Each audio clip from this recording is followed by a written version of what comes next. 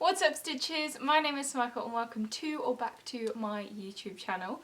Next to me we have our usual co-host Suspicious, and in this video I'm going to be showing you guys how I constructed the back piece for the Folklore cardigan. Before we get into it, don't forget to like, subscribe and check out my Patreon.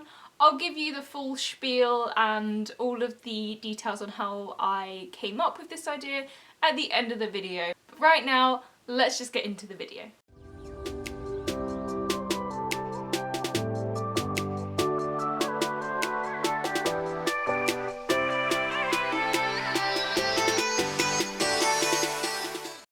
For the materials, you'll be needing some scrap yarn for the tubular cast on. You will also be needing your white yarn, I've got chunky yarn, and also the blue yarn for the blue accents. Crochet hook, that's not entirely necessary, but for the tubular cast on, and your needles. I'm using 6.5mm interchangeables. Let me know in the comments if you do want a video tutorial on how to do the tubular cast on, but to start off with, you want your scrap yarn, your crochet hook, and your needles. So I wasn't entirely sure on how wide to make it, but I just took a kind of estimate, and so I'm gonna cast on 100 stitches. That seems about right to me to make it oversized. Because of the way the tubular cast on works, because I want 100 stitches in total, I need to get 50 stitches on the needle because I will be increasing it and picking up from the start of the white. I'll show you what I mean a bit later. So now what you're just doing with the yarn behind the knitting needle, you want to do chains or single crochet or half crochet. I'm not entirely sure, but look at what I'm doing. This is what you need to be doing to get them on the needle. And then you just want to continue that on until you get to 49. And once you're at that point, the loop or stitch that is on the crochet hook, you want to put that onto the needle and then just pull it tight, and that becomes a stitch. For this tubular cast on, there are a number of rows, but to just start, you want to start knitting with the scrap yarn. Then once you've knit that first row, the second row is going to be all purl stitches. And then for the third row, you're going to knit all the stitches again all with the scrap yarn. The next row is where you're going to be introducing the actual colour you want to be using. So you get your chunky white yarn and you start purling with the white yarn. It's very simple. And then for the next row, you're just going to be knitting all the stitches with your main colour of working yarn. And it's when you get to the next round that it's a bit more exciting. So for this row, you want to start picking up that little stitch just there, the first white stitch, and you want to pick that up and put that onto the needle. So you start this round off by purling the first stitch, and then once you've picked that stitch up, you want to knit that through the back loop, and then you purl the next stitch, and then again you find that first little loop of the white, and then knit that through the back loop, and then purl, and you literally just repeat this till you get to the end. In doing this, you will double the number of stitches that you have -1, I think that's how it works. But you just want to continue doing this, and it's quite difficult to explain how you're doing this, but if you just watch closely, you'll see there's a very obvious little bump where there's the first white stitch, and so that just picks up all the little loose ends of the stitch, and obviously knitting and purling it creates the ribbing effect, and it ends up looking really nice. So this is what it looks like whilst it's still got the scrap yarn attached to it. And now you just want to rib a few rows, one by one ribbing, just knit, purl. And then you will be able to get rid of the scrap yarn. I would say keep it on for now, just to make sure everything's all secure, and I don't know, maybe I'm just a bit more anxious about it, but rib a few rows and then you can take the scrap yarn out. So what I did to remove the scrap yarn is I cut the yarn so that I can just pull the stitches apart, just do that. I'm sure there's a better way of doing it, but that's how I did it. And then you end up with something that looks like this. I really like the way this looks. It doesn't have a very obvious cast on edge, and it's exactly what I wanted. Moving on to the blue detailing, I've got 2 cakes of navy blue Aran weight yarn and I'm just holding them double. And now I'm just starting to knit and purl with that blue yarn, and I'm going to do this for 2 rows, then I'm going to switch back to the white yarn and I'm going to knit another couple of rows, and then I'm going to switch back to the navy yarn, and then I'm going to knit a couple of rows and then back to the white yarn to start the cabling. So now that I've finished with the ribbing, I have made a start on the actual cables just so I could see if what I've designed has worked and whether or not there's anything I needed to tweak, and I'm quite glad that I did that because there was a lot of tweaking needed. But what I have done, just to make it easier for me to like count where the cables are and everything, is I have put stitch markers just where, like, so the blue ones are like the big cable, and then these ones are like the 2x2 cables, green is 4x4 cables, this is another 2x2. So lots of stitch markers, but it definitely makes it easier in trying to do it all to make sure that I'm not like messing things up, and if there is a mistake I can tell which section the mistake is in. It just kind of breaks it up into nice little chunks. But yeah, so now I'm going to start on just finishing up the back piece, and I say finishing up as though I'm anywhere near finishing it, but I'm just gonna keep going, do a few diamonds because the diamonds take quite a few rows. So once I've done a couple of diamonds, I think what I'm going to end up doing is making this into a cropped jumper. So rather than just making it as Taylor has it, making it into something that I'll actually wear, because I don't know if I'll wear like a full length cardigan, but I might wear something that's like cropped to my waist. So I'm just gonna knit until I kind of get to around the length that I want it to be, and then I'll start doing a little bit of neck shaping. So I'll like cast some off and then do some neck shaping just so it sits comfortably at the back of my neck. If you want to make one of these as well and you want to follow along, then you need to head over to my Patreon. This is a Patreon exclusive design, I think. I've got the cable chart and I will be doing a video on how to read a cable chart so that you guys can understand the pattern fully and knit along with me. Each section of the pattern will be released when the video for that pattern is released as well. So you guys can it's like a kind of knit along for my patrons. So if you're interested in that, Merino Lambs and Above will get the cable chart for this, and I will be on hand to give any advice and answer any questions. But let's get cabling.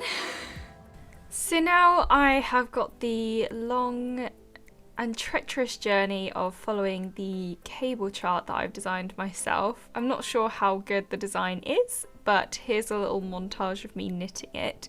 One thing I would advise all people who are new to cabling to do is to put in a lifeline, which is where on all your active stitches you put some scrap yarn through those stitches, so as you knit them along you have a tapestry needle and then you put the scrap yarn through each of the stitches, so if you ever do need to rip back after finding a mistake you have that lifeline, so it's a lot easier to just get back to that point and restart. So I would definitely recommend a lifeline. Luckily during this process I didn't actually make too many mistakes, and the mistakes that I did make were like a couple of stitches ago, so it wasn't like I had to rip back too much. And here is what it is starting to look like after the first few rows of cabling. I think it's starting to look so good. I'm so excited. So I think we might have a problem. Basically, this is the ball of yarn that was supposed to last me until like halfway through the back. So this was supposed to make up half of the back. We run into an issue when this amount of yarn, this is supposed to be like a quarter of the back, and it's not. Like there's no way that's unless maybe I have no choice but to do it cropped. But we'll have to see how we go. I might end up having to buy more yarn like I did with the Giant Among Us crewmate, so that's fun. But look, it's looking pretty so far, and I hope you enjoyed this little montage of me from like ribbing to where the shoulder's gonna be. Okay, bye!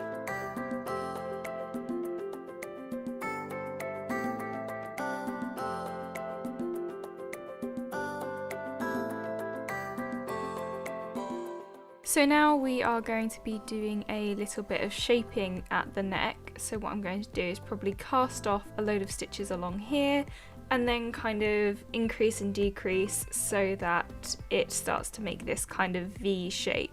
So now you just want to work in pattern until you get to the point where you want to start casting off the next stitches. For me, it was halfway through the 6 stitch cable. So you just work all your way through till you get to that point, and then you want to start casting it all off.